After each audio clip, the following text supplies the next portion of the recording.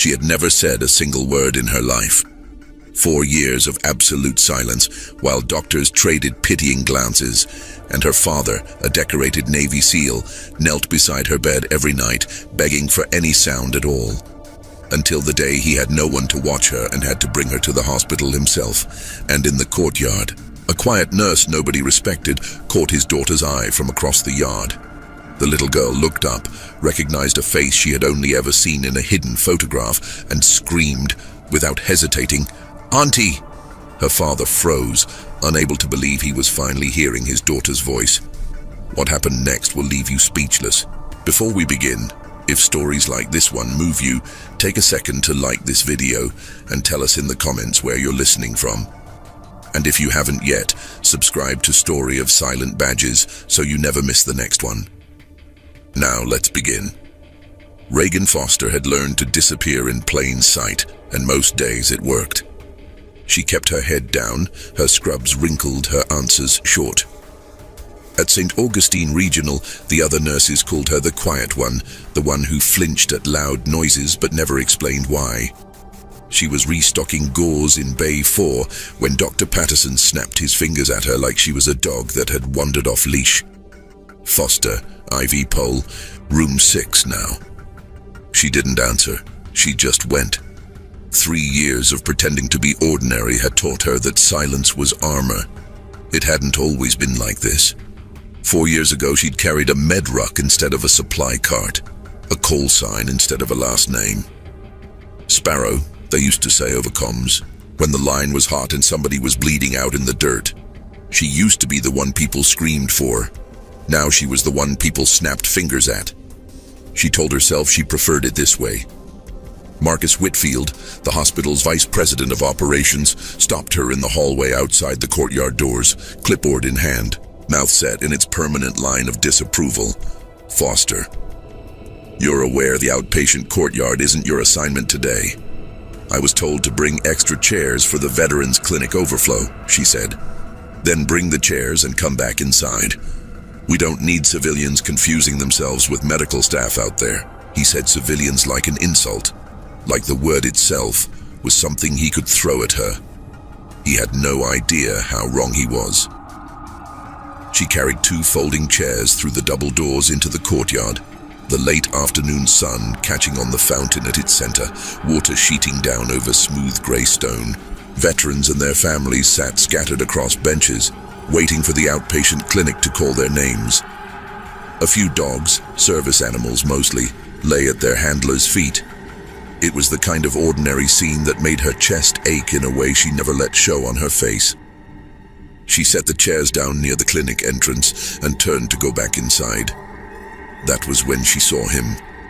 Master Chief Elias Sawyer sat on the far bench, alone except for a small girl beside him, her blonde hair pulled into 2 uneven pigtails, a stuffed rabbit clutched against her chest.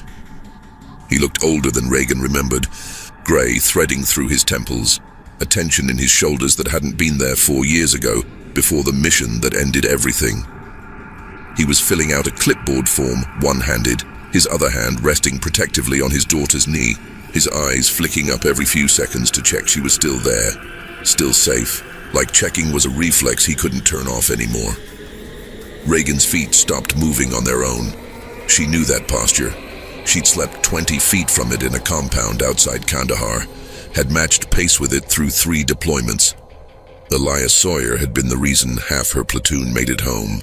He had also been the reason she hadn't been able to look at herself in a mirror without seeing Danny Cortez's face for the better part of 2 years. Walking away was the sane thing, the safe thing, the thing that kept her civilian life exactly as small and survivable as she'd built it to be. Instead, she took a step back toward the doors, and that was when the girl looked up. Madeline Sawyer had not spoken a single word in her 4 years of life. Not at birth, when the doctors expected a cry and got silence instead. Not in the 2 years since her mother died, when grief counselors suggested trauma had stolen language along with everything else. Not once, in any therapy room, any late night when her father sat at the edge of her bed and begged, quietly, for anything, one sound, so he'd know for certain she was still in there. The clipboard slid off Elias Sawyer's knee and hit the pavement, forgotten. Because his daughter was standing, both small hands fisted at her sides, did at her. The stuffed rabbit dropped and abandoned on the bench behind her, her whole body rigid the way it went when something overwhelmed her too fast to process. Her eyes were locked on the blonde nurse standing frozen 20 feet away. Reagan's stomach dropped. There was only one way this small girl could know her face. She'd seen it before, in the single photograph Elias used to carry folded in his vest pocket. The platoon photo taken outside the wire. The one where Reagan stood at the end grinning like the world hadn't yet taught her what it could take from her. Elias must have kept it, must have shown his daughter, must have told her, in whatever way you tell a silent 4-year-old a story, that there had once been a woman who kept her father alive. Madeline's mouth opened. Nothing came out at first, just the shape of effort, 4 years of unused muscle straining against silence like a door rusted shut. Elias was on his feet now too, disbelief cracking his composure wide open, one hand reaching toward his daughter like he could physically catch whatever was about to happen. Reagan didn't move. She couldn't have moved if the building had caught fire around her. The word tore out of Madeline Sawyer in a raw, cracked shout that scattered every pigeon off the courtyard fountain and turned every head within 50 feet. Tia. It wasn't a real word, not by any dictionary.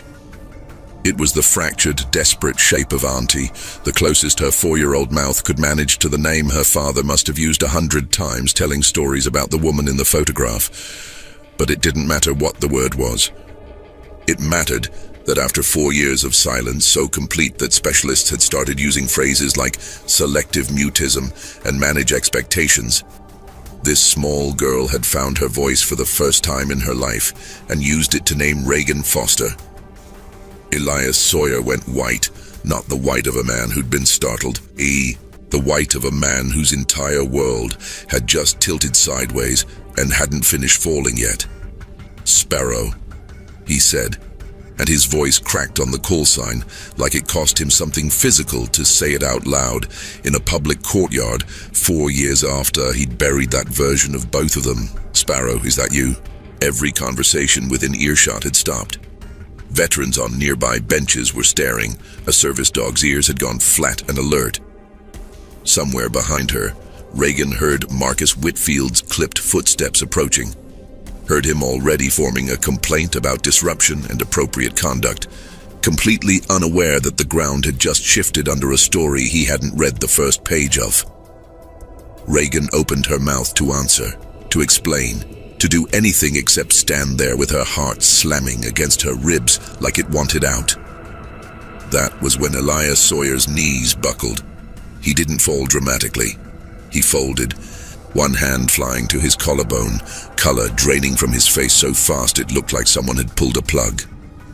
Madeline's cracked, miraculous shout turned instantly into a wordless wail of terror as she watched her father go down onto the pavement, one hand stretched toward her, the other pressed hard against his upper chest where dark fabric was darkening faster than fabric should. Reagan Foster stopped being a quiet, ordinary nurse in the space of half a second. She was already moving before her mind finished the thought, already dropping to her knees on the concrete beside him, already reaching for the buttons of his shirt with hands that had not shaken like this in 4 years. Not once, not through a single trauma bay code, not until this exact moment when the man on the ground had once done the same for her. "Somebody call it in," she said, and her voice came out different than the one she used inside those hospital walls. Lower, flatter, edged with something that made the veterans on the nearby benches sit up straighter, without knowing why. "Man down. Active bleed. Possible penetrating chest trauma. I need a trauma team and I need it now. And I need..." Marcus Whitfield had reached the edge of the small crowd, mouth open to object, to remind her this wasn't her assignment, to say something about civilians and appropriate roles. He never got the chance. Because in the next second, Reagan Foster tore Elias Sawyer's shirt open with 2 efficient motions, pressed her palm flat against a wound that told her instantly exactly what she was looking at, and every single person watching realized in the same breath that whoever this woman was, she was not, and had never been, just a nurse. Blood was already soaking through Elias Sawyer's shirt in a widening dark circle high on his chest, just below the collarbone, and Reagan's fingers found the wound edge on instinct before her conscious mind had finished cataloging it. Not a gunshot, not fresh trauma, something old, moving. She knew exactly what this was the second she saw the puckered white scar tissue surrounding the fresh seep of blood. She'd seen this scar before, had helped dress it herself 4 years ago in a forward surgical tent after an IED sent shrapnel tearing through the edge of his upper chest, close enough to the subclavian vessels that the surgeons back then had made the call to leave one small fragment in place rather than risk further damage digging it out. Leave it, monitor it, they'd said. It's stable. It'll calcify. It hadn't calcified, it had migrated. Sir, she said low and even, the same voice she used to use over comms when everything was falling apart and somebody needed to hear that it wasn't. I need you to stay still for me. I know it hurts. I need you still. Elias's eyes were glassy with shock, but they found her face and held there like an anchor. Sparrow, he said again, weaker this time, disbelieving. You're real. I'm real. Stay with me. Behind her, Marcus Whitfield had gone from annoyed to alarmed to something closer to panic, torn between calling for real medical staff and not wanting to admit that the woman he'd just accused of playing dress-up was already doing exactly what a trauma team would do. Foster, step back. Let the physicians handle this, he said, his voice climbing an octave. This is a liability issue. You're not credentialed for field intervention. You need to... Reagan didn't look up. Then call the physicians, because right now I'm the only one applying pressure to a fragment that just nicked his subclavian artery, and if you pull my hands off this wound to protect your paperwork, he bleeds out on your courtyard in front of his 4-year-old daughter. Your choice. Whitfield's mouth closed. Around them a small crowd had gathered, veterans rising off benches, a woman in scrubs from the outpatient clinic sprinting back inside for a crash cart, an elderly man with a Purple Heart pin on his jacket, kneeling to gather up the still wailing Madeline before she could get trampled in the growing chaos. The girl fought him at first, small fists flailing until Reagan spared half a second to meet her eyes. He's going to be okay, Reagan said. I promise you. I need you to be brave for him right now, the way he's always been brave for you. Madeline stopped fighting. She didn't stop crying, but she went still in the stranger's arms, watching Reagan with an intensity that belonged to someone 3 times her age.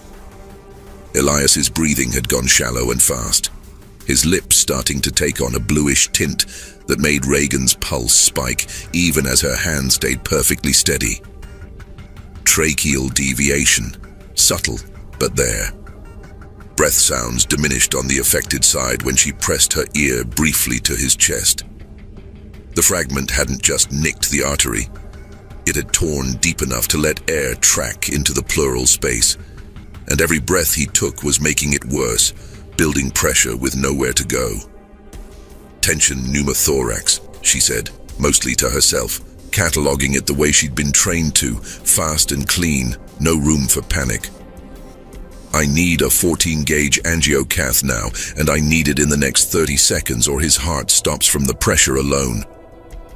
The outpatient nurse burst back through the doors with the crash cart, breathless, and behind her, finally, real hospital staff. An ER physician named Dr. Reyes jogging out with a resident at her heels.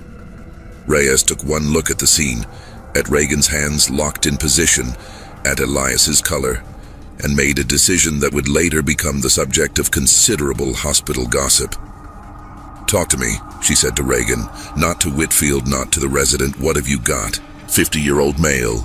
Prior shrapnel injury left upper chest, 4 years old, now migrated and lacerated the subclavian.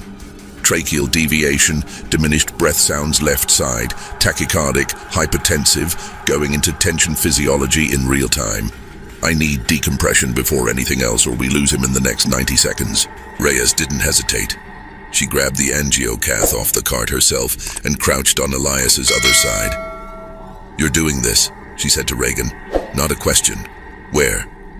"Second intercostal, mid-clavicular line. I'll guide you, but do it now." Whitfield, still standing at the edge of the scene with his clipboard hanging forgotten at his side, watched a nurse he had reprimanded 20 minutes ago direct an attending physician through a needle decompression on a dying man in his hospital's courtyard in front of 24 witnesses, none of whom would ever again believe a word he said about her not belonging there. The needle went in with a sharp hiss of escaping air, and Elias's chest, which had been rising in shallow, desperate increments, suddenly eased. His color started almost immediately to shift back from gray towards something closer to human. His eyes, which had been sliding shut, snapped back open, locking onto Reagan's face like he needed to confirm she hadn't been a hallucination born out of oxygen starvation. "That's it," Reagan murmured, still holding pressure over the arterial wound with her free hand, while Reyes secured the decompression needle. "That's it. Breathe. You're okay. I've got you. I've always got you." It wasn't standard bedside manner. It wasn't the language of a stranger. Reyes glanced up at her for half a second, something clicking into place behind her eyes, but she didn't ask questions yet. There wasn't time. "We need him in a trauma bay in the next 5 minutes," Reyes said. "That fragment's still in there and it's not done moving." As the crash team worked to get Elias onto a gurney, careful hands maintaining the pressure Reagan had been holding, Madeleine twisted free of the elderly veteran's grip and bolted across the courtyard, small sneakers slapping concrete straight toward Reagan. She didn't say Tia again. She didn't need to. She simply crashed into Reagan's legs and held on with both arms, her whole small body shaking, her face pressed against fabric that still had her father's blood on it. Reagan knelt, ignoring the blood, ignoring Whitfield's stunned expression, ignoring everything except the very real weight of a 4-year-old refusing to let go, and wrapped her arms around Madeleine Sawyer like she'd done it 100 times before, even though this was the first. "It's okay," she whispered. "I've got you too." Behind her, the gurney carrying Elias Sawyer rolled through the double doors toward the trauma bay, and Dr. Reyes fell into step beside it, already calling ahead for a surgical consult, already knowing on some level she hadn't quite named yet, that the quiet nurse kneeling in the courtyard behind her was about to become the most important person on this case. Trauma bay. Two moved fast around Elias Sawyer, monitors screaming their steady rhythm of numbers, a surgical team scrubbing in down the hall for the vascular repair he'd need once he was stable enough to survive it. Reagan stood outside the glass, still in her blood-stained scrubs, Madeleine's small hand wrapped so tightly around 2 of her fingers that the circulation was starting to protest. Nobody had told her to stay. Nobody had told her to leave either. And after what had just happened in the courtyard, she suspected nobody was in a hurry to try. "Doctor," Reyes stepped out of the bay a few minutes later, pulling her gloves off, her expression caught somewhere between professional composure and open curiosity. "He's stable, pressure's holding, the decompression bought us the time we needed, and vascular's taking him up in 20 minutes to deal with that fragment properly this time." She paused, studying Reagan the way you study a puzzle piece that doesn't match the box it came in. That was not first responder training. That was not nursing school. Where did you learn to call attention pneumo off breath sounds in a scar? Reagan looked down at Madeleine, who was watching her with those same unblinking eyes, then back at Reyes. "That's a long story. I've got 20 minutes and a very good reason to want the short version." Before Reagan could decide how much of that long story she was willing to hand over to a stranger in a hospital hallway, Marcus Whitfield reappeared, composure visibly rebuilt, clipboard once again a shield in front of him. "Miss Foster," he said, the emphasis on Ms. Deliberate, a small cruelty dressed as professionalism. "Whatever happened out there, you understand this creates significant liability exposure for this facility. You performed and directed clinical interventions well outside your scope of licensure. I have no choice but to report this to the board. The board can review the fact that a man is alive right now who would not be if your staff had reached him 90 seconds later than I did," Reagan said, and something in her tone made Whitfield's mouth snap shut for the second time that day. "I'll write a full statement. I have nothing to hide." That, as it turned out, was not entirely true, but it would be soon. An older man in civilian clothes came jogging down the hallway, out of breath, a lanyard with a Veterans Affairs liaison badge swinging against his chest. He stopped short at the sight of Reagan, his face going through the same sequence of disbelief that Elias's had in the courtyard. "Sparrow," he said, and this time it wasn't a question at all. "I heard the call go out over the VA liaison line, decompression performed by hospital staff in the courtyard, and I thought, no, it can't be, and then I get here and it's you." He shook his head, something between a laugh and a sob catching in his throat. "Master Chief Reyes always said if there was one operator in that platoon who could raise the dead, it was you. Didn't think I'd see proof of it again." Reyes, the doctor, raised an eyebrow at the coincidence of the surname before catching herself. "Family friend, or no relation," the VA liaison said. "Different Reyes, small Navy." Reagan felt the walls she'd spent 3 years building start to crack in real time, right there in a hospital corridor with a 4-year-old still clutching her fingers. There was no version of this where she quietly disappeared back into obscurity now. Too many people had seen too much.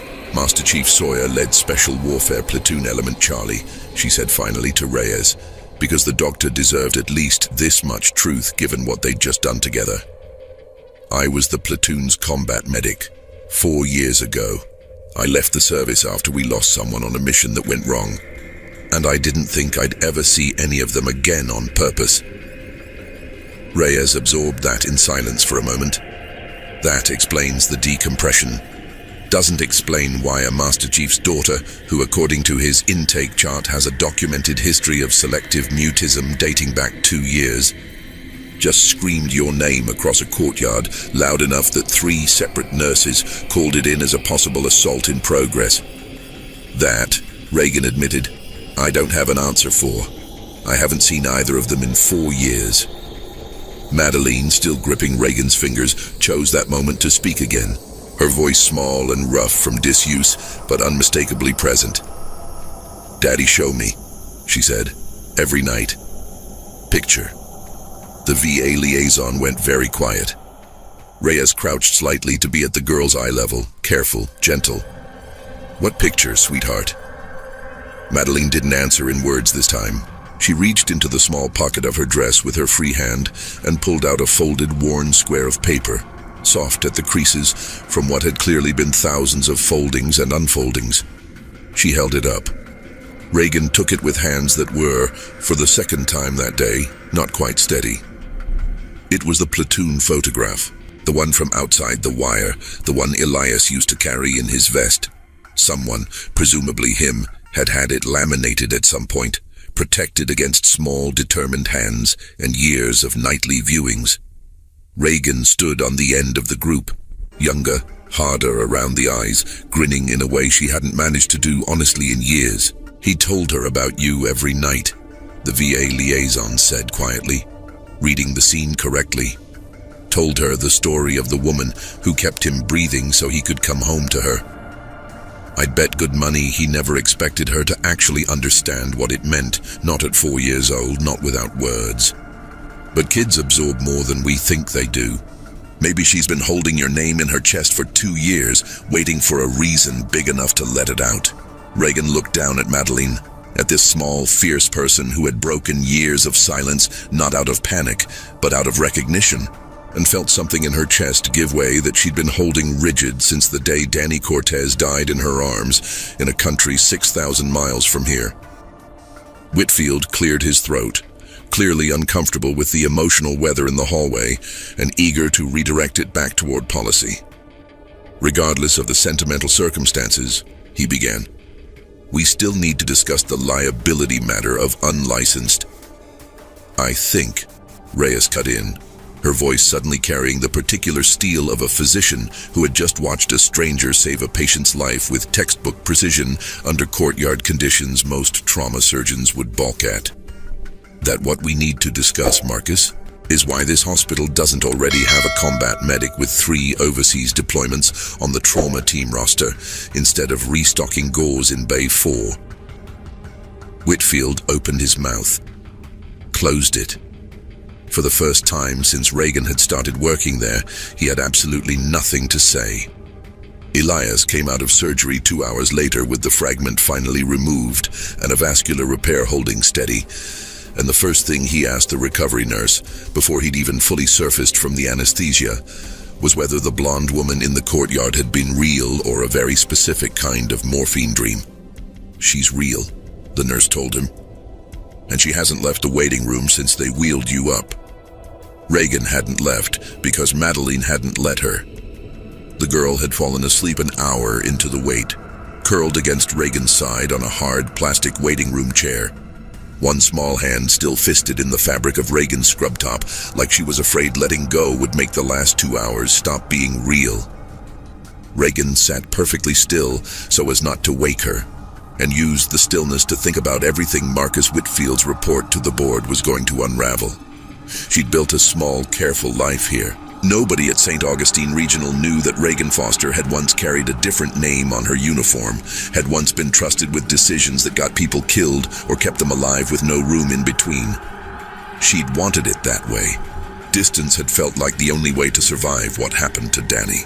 Now half the hospital had watched her call a tension pneumothorax off a scar and a hunch. And Whitfield was somewhere upstairs right now, drafting language that would either end her career here, or, depending on which way institutional politics decided to break, do something considerably more complicated. He found her an hour later, when a security guard he'd sent ahead confirmed she hadn't left the building. He didn't come alone. Behind him was a woman in a sharply tailored suit that had nothing to do with hospital policy, a legal folder under one arm, an expression that suggested she'd been pulled off something important to be here. "Ms. Foster," Whitfield said, his voice pitched for an audience even though the waiting room was nearly empty this late. "This is Ms. Adler from Risk Management. We need to discuss the events of this afternoon formally, and given the scope of what occurred, I think it's best we do so now." Reagan looked down at the sleeping child pinning her in place and did not move. "She's asleep. Can this wait until her father is out of recovery and can take her?" "It cannot," Whitfield said, and something in the set of his jaw told Reagan this had stopped being about liability paperwork and become, at some point in the last 2 hours, personal. "You embarrassed me in front of the medical staff and half our outpatient population today. I intend to make sure this facility is protected from whatever legal exposure that created, and if that means your employment here ends today, I will not lose sleep over it." There it was, plain and ugly and finally honest. Ms. Adler, to her credit, looked faintly uncomfortable at the transparency of that motive, but she opened her folder anyway, ready to do her job regardless of the politics behind it. "Ms. Foster, can you confirm you administered a needle decompression procedure without a physician's order or supervision? I directed the intervention. Dr. Reyes performed the physical procedure under my guidance. I never touched him with a needle. I applied direct pressure to an arterial wound, which any bystander with basic first aid training is permitted to do in an emergency, and I provided a clinical assessment that happened to be accurate." That's a generous framing of what several witnesses describe as you taking command of a code situation, Whitfield said. "Because I did take command," Reagan said, and for the first time since the courtyard, her voice carried the flat, unhurried authority of someone who had once given orders that mattered far more than hospital policy, because the alternative was watching a man bleed out on concrete while everyone waited for someone with the right badge to catch up. I'd do it again in the next 30 seconds if it meant the difference between him living and dying. If this hospital wants to fire me for that, you're welcome to try. But you should know that every veteran in that courtyard today is going to have opinions about it. And so is the local news station that already called the front desk twice in the last hour. Whitfield's face went a shade paler. Before he could answer, a new voice cut across the waiting room, low and steady despite obvious exhaustion. "She's not getting fired." Elias Sawyer stood in the doorway from the recovery wing, one hand braced against the frame, hospital gown replaced with a borrowed set of scrubs, an IV pole rolling along beside him where a nurse had clearly lost the argument about keeping him in bed. His color was still pale, but his eyes were sharp, and they were locked on Whitfield with the particular focus of a man who had led ambushes for a living. "Sir, you should be resting," Ms. Adler started. "I should be doing a lot of things," Elias said, crossing the waiting room slowly, one careful step at a time. "Right now I'm doing the thing that matters most, which is telling you that the woman you're threatening to fire saved my life today using training this hospital doesn't even know it needs. If you push this, I will make sure every media outlet in this state knows that St. Augustine Regional's leadership tried to punish a decorated combat medic for keeping a patient alive." Whitfield's jaw worked. "Mr. Sawyer, with respect, this is a hospital administrative matter." "It stopped being an administrative matter the second my daughter said her first word in 2 years pointing at that woman across your courtyard," Elias said, his voice cracking slightly. And Reagan felt her throat tighten watching the crack show through armor she recognized because she wore the same kind. It became something else entirely. "And you're not going to stand here in a waiting room and tell me that something else is a liability issue." Madeline stirred against Reagan's side at the sound of her father's voice, blinking awake, disoriented for half a second before her eyes found him standing there, upright, alive, 10 feet away. She didn't run this time. She didn't need to shout a name across a courtyard to prove it was real. She simply slid off the chair, crossed the small distance between them, and wrapped both arms around her father's legs, careful of the IV line, her face pressed against fabric that smelled like antiseptic instead of blood this time. Elias sank slowly to one knee to hold her properly, his hand cradling the back of her head, his eyes squeezed shut against tears he wasn't bothering to hide anymore. Whitfield, standing in the middle of a moment that had clearly outgrown him completely, looked at Ms. Adler. Adler looked back at him, closed her folder without a word, and Reagan understood, in that silence, that whatever came next was not going to go the way Marcus Whitfield had planned when he walked in. The hospital's chief administrator, a soft-spoken woman named Dr. Priscilla Yoon, who rarely involved herself in floor-level disputes, arrived at the waiting room 20 minutes later, having been pulled out of a budget meeting by a phone call from Dr. Reyes that reportedly used the words potential PR catastrophe and also miracle in the same sentence.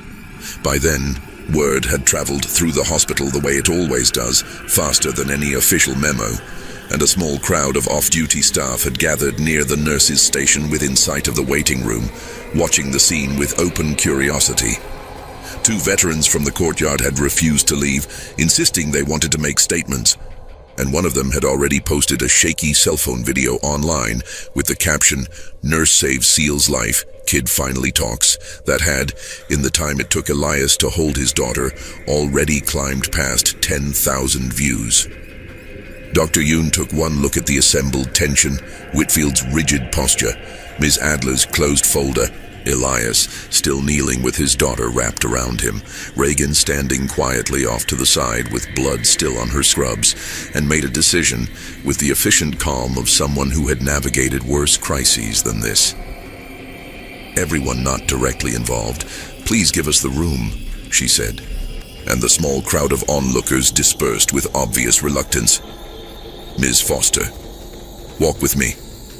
Reagan followed her a short distance down the hall, out of Whitfield's immediate orbit, close enough that Madeline could still see her through the glass. "I've read the preliminary incident report," Dr. Yoon said without preamble. "I've also spoken with Dr. Reyes, who used the word textbook twice and flawless once, which for her is practically a religious experience. I understand you have a military medical background you haven't disclosed on your employment file. I didn't think it was relevant to a floor nursing position, Reagan said carefully, and there are parts of that history I wasn't ready to discuss with anyone. Dr. Yoon studied her for a long moment. I'm not here to punish you for that, Ms. Foster. I'm here to ask you a question Marcus Whitfield is far too busy protecting his own reputation to think of asking. What would it take to get you working in this hospital's trauma department, officially, using the skills you clearly still have, instead of restocking supply carts? Reagan blinked, caught entirely off guard. I don't have a trauma certification. Not a civilian one, not on paper. Then we'll build you one, fast-tracked, with your service record as the foundation, Dr. Yoon said. I've seen what you did today, so has every veteran in this county by now, judging by how fast that video is moving. I'd rather have you working with us openly than quietly disappearing back into obscurity because Marcus made you feel unwelcome for being extraordinary.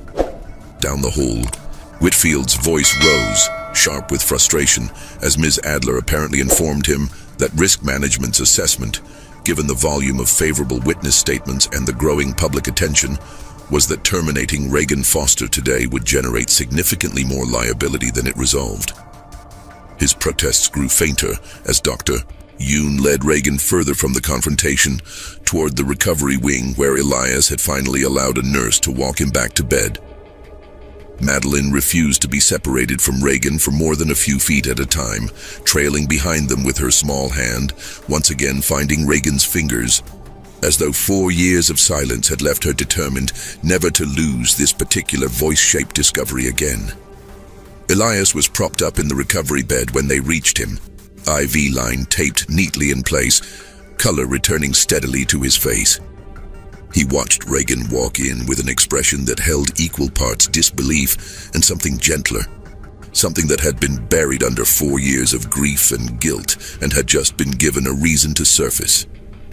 I owe you an explanation, he said quietly, once Dr. Yoon had excused herself to deal with Whitfield, for why I never looked for you after Danny. You don't owe me anything, Reagan said. I was the one who disappeared. You disappeared because I let you carry all of it, Elias said, and his voice roughened.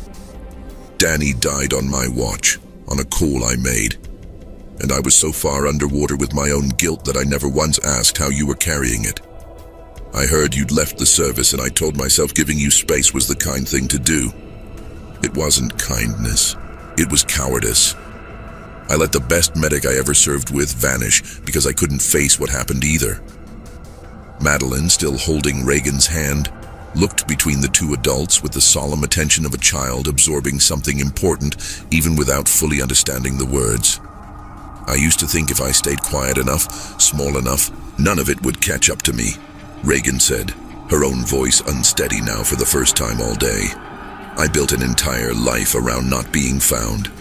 And then your daughter looked at me across a courtyard and undid 4 years of hiding in about 6 seconds. She's been carrying you this whole time too, Elias said, glancing down at Madeline. I didn't understand until today how much.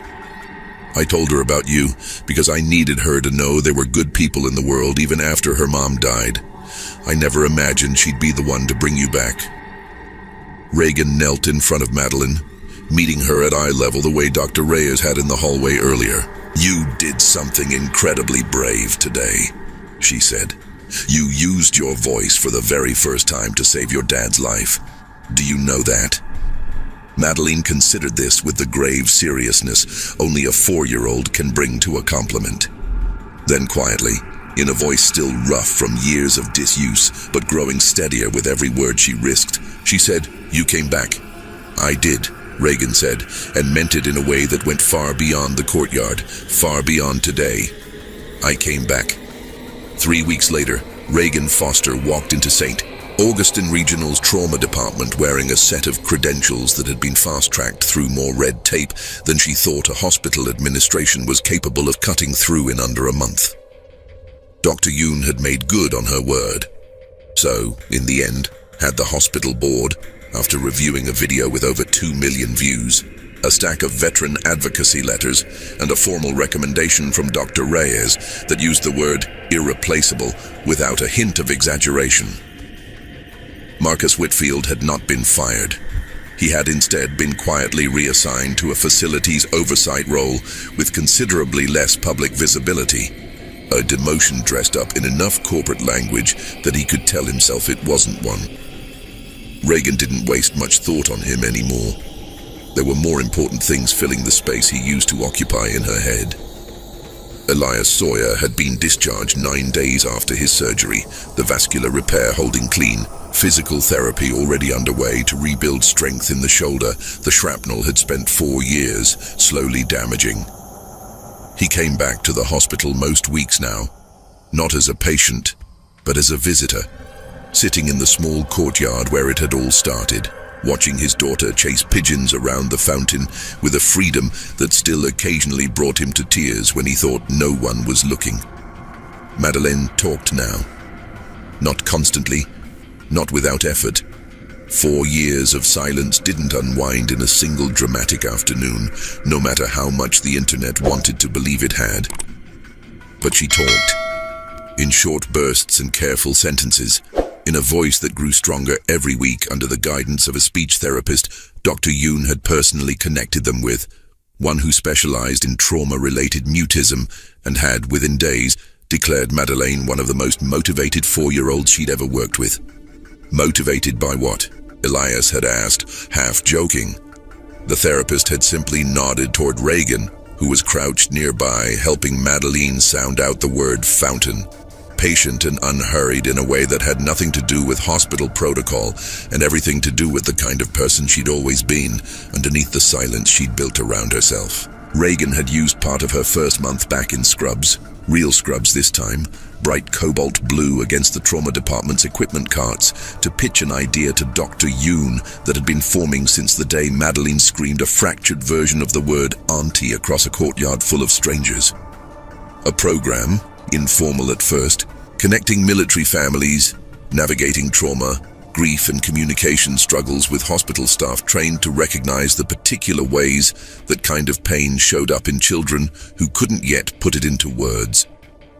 They called it, at Elias's suggestion, the Sparrow Initiative, and within its first month, it had already connected 6 families with resources none of them had known existed inside the walls of a hospital they'd previously only associated with bad news. On a quiet afternoon, near the end of that first month, Reagan found herself back in the courtyard, off shift, sitting on the same bench where Elias had once filled out intake paperwork with one hand while keeping the other protectively on his daughter's knee. Madeleine sat beside her now, swinging her feet, narrating an elaborate and mostly nonsensical story about the fountain pigeons having a secret kingdom, testing out her voice in the low-stakes safety of pure imagination. Elias joined them a few minutes later, easing down onto the bench with the careful movements of a man still finishing his recovery, and for a while none of them said anything at all, content in a silence that finally felt like peace instead of hiding. "You know," he said eventually, watching his daughter narrate pigeon politics with total conviction, "I used to think the worst thing that ever happened to this family was losing Danny, and then losing her mom, and then watching Madeleine stop talking like the world had taken one thing too many from her all at once." Reagan didn't say anything, just let him get to wherever he was going. "But I think," he continued, "maybe the worst thing was actually letting you disappear too.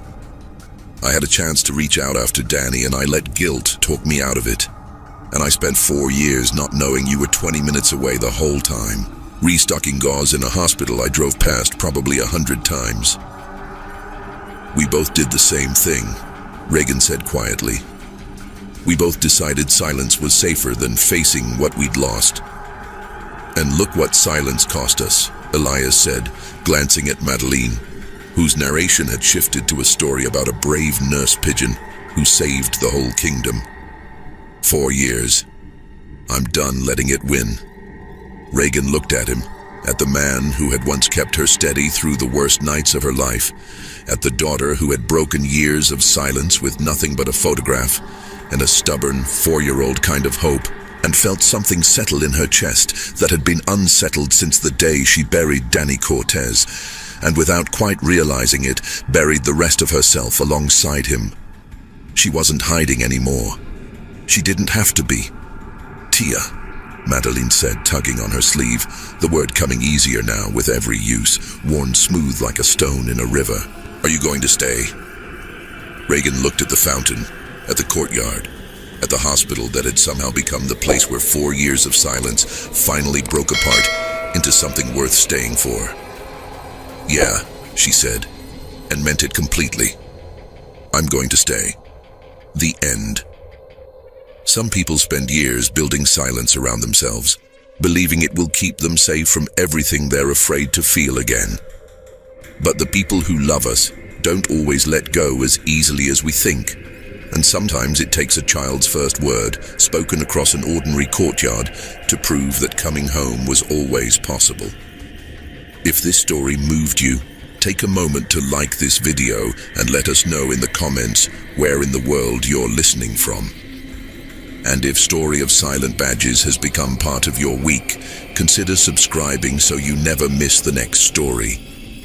Share this one with someone who needs a reminder that it's never too late to stop hiding.